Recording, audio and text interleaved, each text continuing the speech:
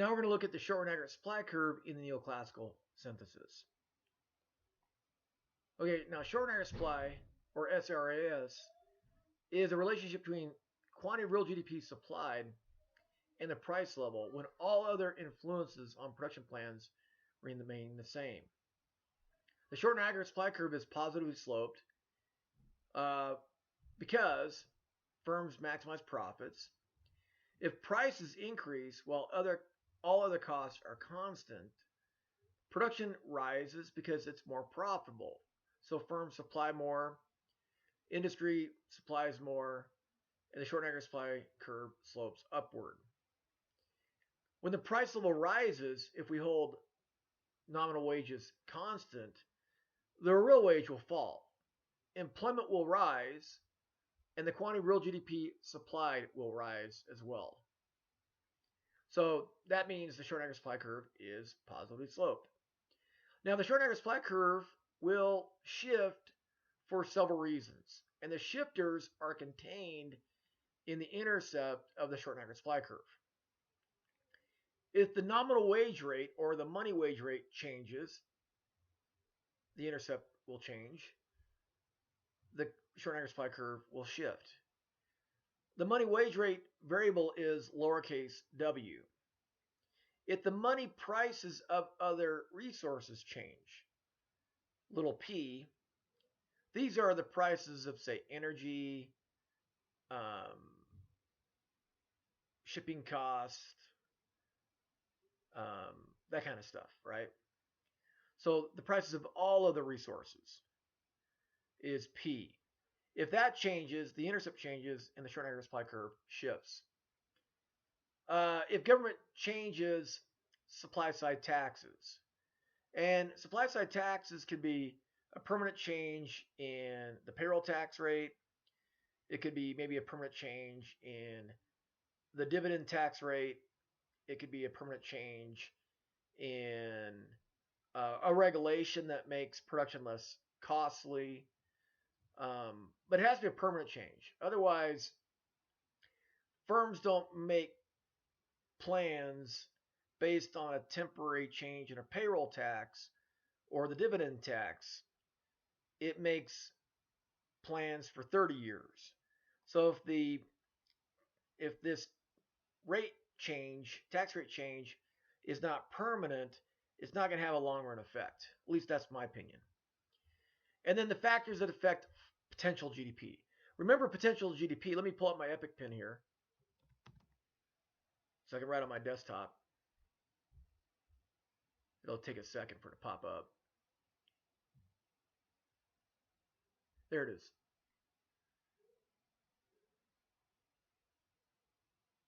Okay, remember potential GDP is equal to technology times the square root of capital, resources, and the labor force. Right? So if capital goes up, that means potential GDP goes up. If we discover new resources, potential GDP goes up. If the labor force grows because of maybe an open border or the birth rate increases, then potential GDP will increase. After these newborn babies have reached the age of 18. If technology goes up, potential GDP will go up. So these are the factors that affect potential GDP.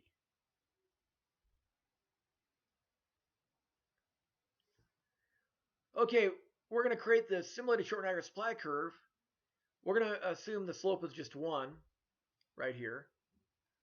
So the slope here is b, and we'll modify it.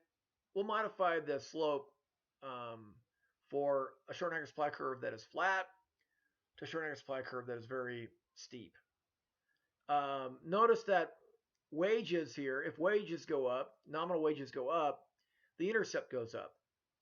If other production prices go up, the intercept goes up. If Congress adopts permanent changes in the tax code for firms, or government puts in regulations that are essentially in stone, then the intercept will go up. If capital, labor, resources, or technology go up, the intercept goes down. And notice that the slope is multiplied by potential GDP, and the slope is multiplied by real GDP. Why that is, we're going to just say it's beyond the scope of this course. It has to do with the gap, the potential GDP gap. We're gonna ignore it for now because it's really beyond the scope of this course. Knowing how to build this model is not necessary for this course. Being able to drive it is important. Okay, so let's go to our assumptions here. These assumptions hold over from the previous problem that we did. Resources are equal to $0.4 trillion. That's the real value of resources. The real value of physical capital is $2.5 trillion. The percent of knowledge known to us is 1.25%. The natural unemployment level, frictional unemployment plus structural unemployment, is 9 million workers. There are 135 million workers employed in a labor force of 144 million workers. Okay, now we're assuming the nominal wage rate or money wage rate is $7 per hour. The nominal price of other production factors is $3 per hour. And the supply side tax rate is 9% with a slope of 1. So let's define our short and aggregate supply curve.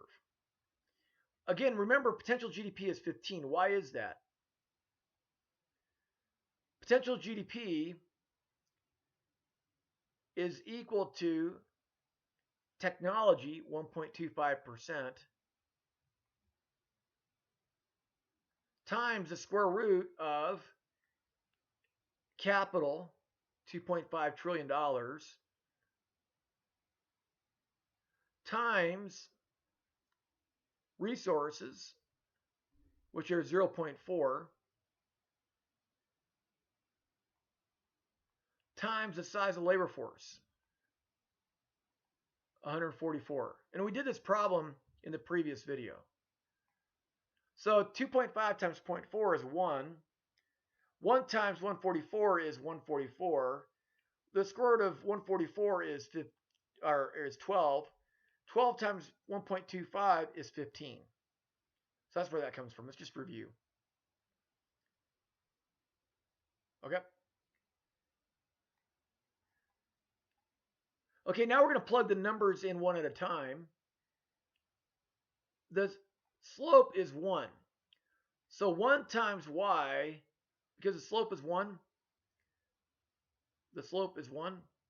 1 times y is y, and 1 times potential GDP is potential GDP. That's why the b disappears. Okay. So assuming the slope is 1 really makes this model much easier to look at. Okay, potential GDP is 15, so we plug 15 into there. The money wage rate is $7 per hour, so plug 7 in there. The prices of other production factors, the nominal prices of other production factors, is 3. And the supply side tax rate is 9.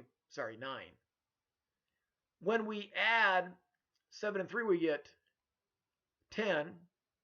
Add 9 more, we get 19. 19 minus 15 is 4. So there's our short and aggregate supply curve. 4 plus y. Okay, we're going to graph short and aggregate supply. So with GDP equal to 0, the price level must be 4. We just plug 0 into that equation, we get 4. When we plug 15 into there, we get a price level of 19. Because 15 plus 4 is 19. We connect the dots, we get short and aggregate supply. It slopes upward, right? Now, we're going to graph it with long-run aggregate supply. Remember, long-run aggregate supply is a vertical line at potential GDP, right? It's a vertical line at potential GDP. So long-run aggregate supply is a vertical line at potential GDP. Now, this is not an equilibrium, right? This is not an equilibrium. We have to bring in the aggregate demand curve to get the short run equilibrium. Okay? Now, suppose supply side taxes are temporarily lowered by 2 percentage points. Now, it's a temporary reduction, right? So the supply side tax rate was originally 9%, right? So if it's temporarily lowered 2 percentage points, it goes from 9 to 7, right? And so what happens to the slope? Slope doesn't change. Potential GDP is not changing. Prices of other production inputs are being held constant. The money wage rate is being held constant. So ceteris paribus, slope 1, potential GDP 15, price of other production inputs 3, the nominal wage rate 7. If all we do is change, at the moment we change the supply side tax rate from 9 to 7, the slope of it drops to 2. Now, the graph shifts from black to red, it shifts down. When you're holding the quantity constant, say at 15, quantity GDP constant at 15, and you go from here to there, what you're saying is the marginal costs of production have gone down. So when you're going vertically, you're talking about the marginal cost of production. Okay? If we hold the price level constant, we're moving sideways. And when we go from this black point out to this red curve, holding the price level constant, the quantity of GDP supplied has increased. And so when the short and aggregate supply curve drops downward, that represents an increase in short and aggregate supply. Okay? Now, there's no effect on the long run aggregate supply curve. Why?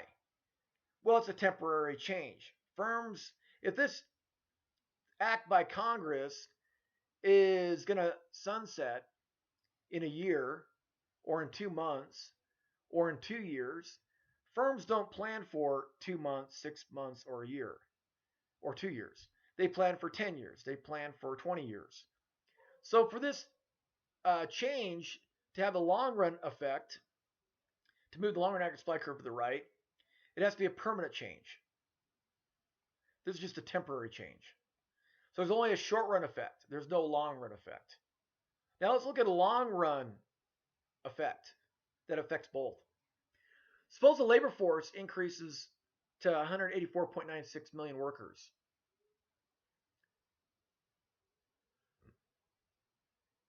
Okay, so the labor force was 144 million. Now it's 184.96 million, right? 184.96 million. Maybe because 20 years ago there was a baby boom, and those babies that were born in this baby boom are now of working age, and they flood into the labor force after they some of them graduate from college, and some of them maybe graduate from an associate's degree, and some of them graduate just from high school. There's a flood of new workers in the labor force, right? Or maybe the government gets rid of its immigration restrictions and allows anybody who wants to come here, whether that's from Europe or China or Mexico. For whatever reason, the labor force increased from 144 million workers to 184.96 million workers. So what does that do to potential GDP? Now, recall that we're holding technology constant, resources constant, and physical capital constant.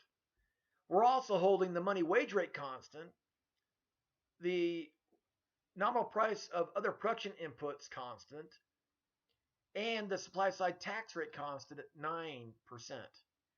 The only thing we're changing is the labor force size. So we got a lot of ceteris paribus here, don't we? We're only changing one thing at a time. So when you do the calculation here, which we can do in Desmos, I got to restart Desmos.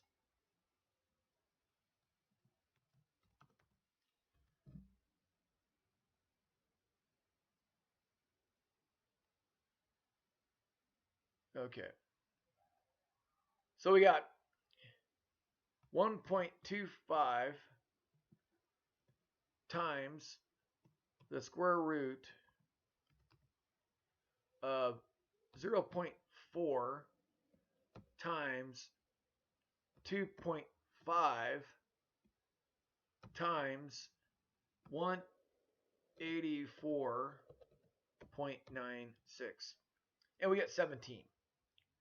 Y'all see that? 17. Let me stretch that out a little bit so you can see it.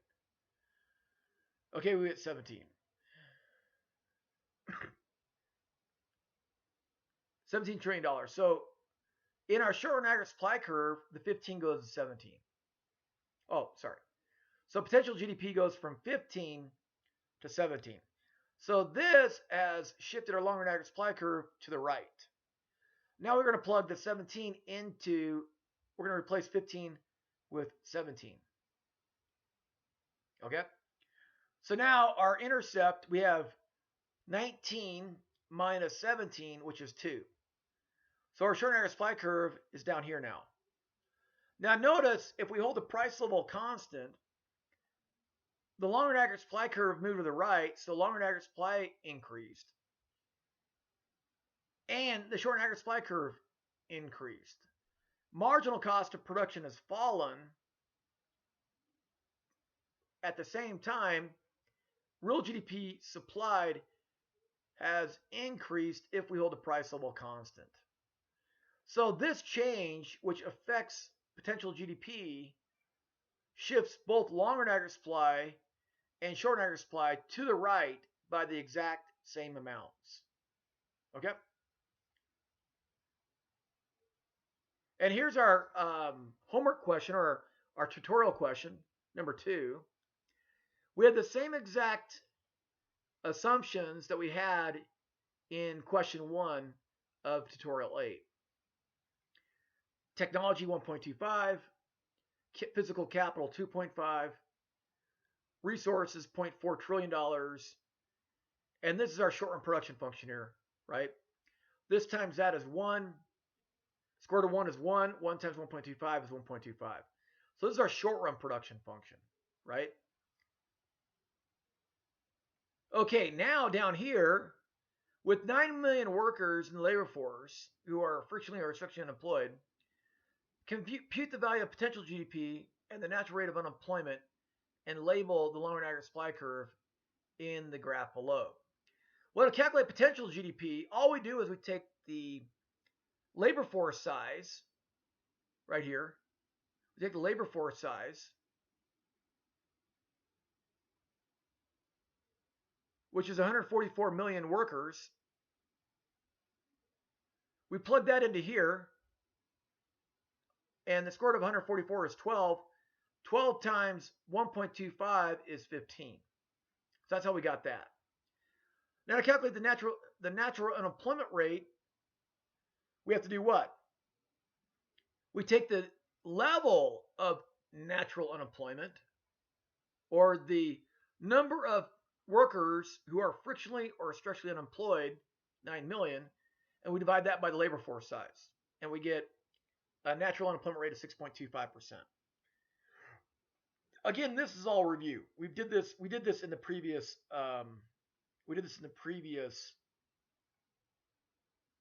I'll just highlight that.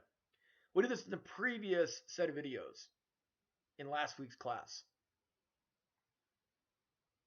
Okay, so this is the graph that's on my open math. We got to label the x-axis, or the horizontal axis, real GDP, or Y. We got to label the vertical axis price level, right? Got to label it price level. Let me get rid of that right there.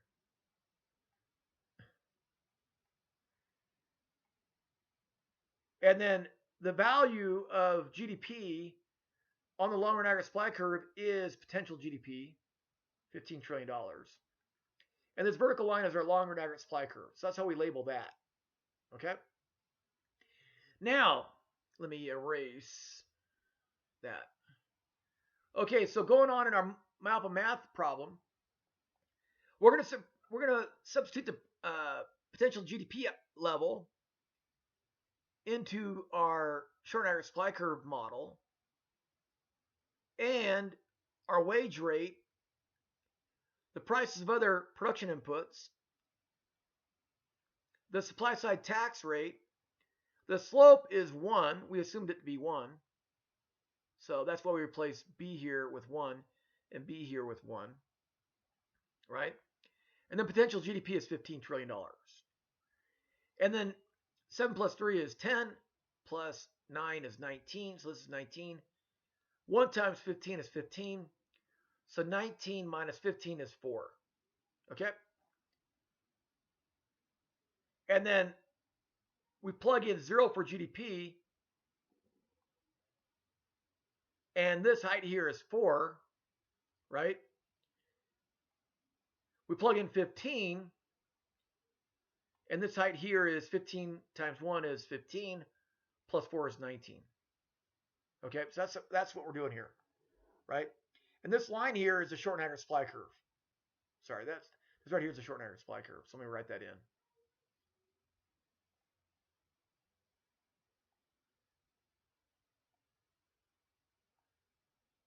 Short run. Maybe I need to thin it up a little bit.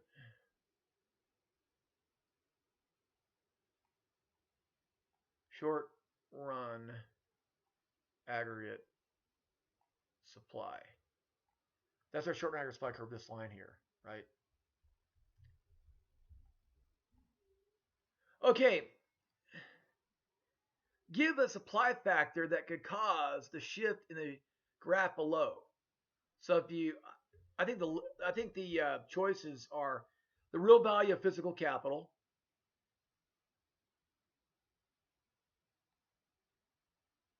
or real value of land and natural resources, the percent of knowledge known to mankind, the size of labor force. Okay, notice what happened here. The long and aggregate supply curve shifted to the right. The short and aggregate supply curve shifted to the right. So, because it's a long run factor, none of these can make the long run aggregate supply curve shift to the right. So, it can't be the nominal wage rate. It can't be the nominal prices of other production inputs, and it can't be a temporary change in the supply side tax rate.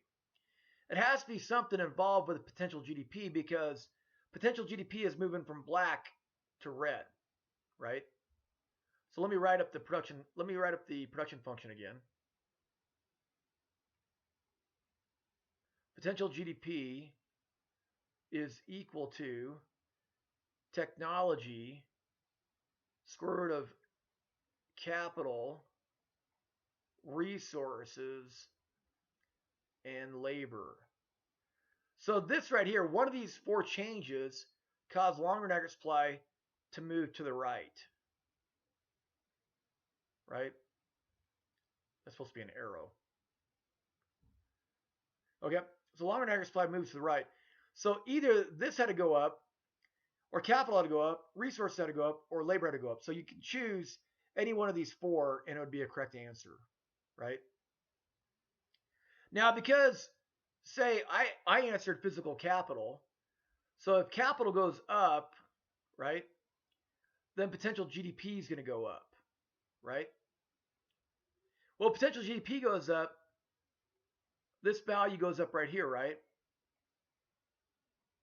And there's a negative sign right here. So the intercept of the short and aggregate supply curve goes down. I'm trying to make that go down.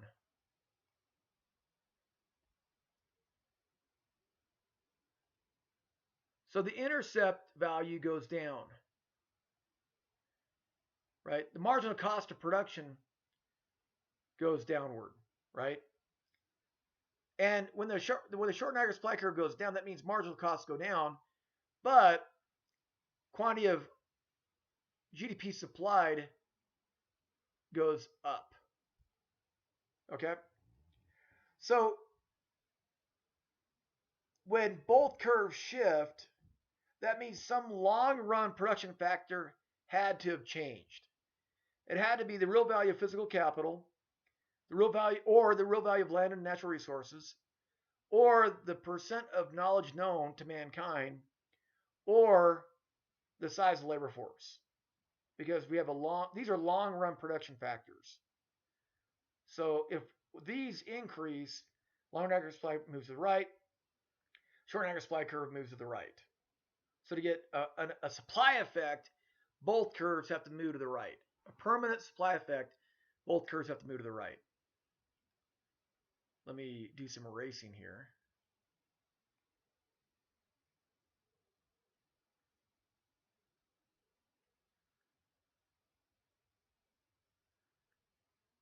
Okay, and I can erase that now. Okay. Going on to the next scenario. In this scenario, notice that only the short and aggregate supply curve moves to the right. Long and aggregate supply stays put.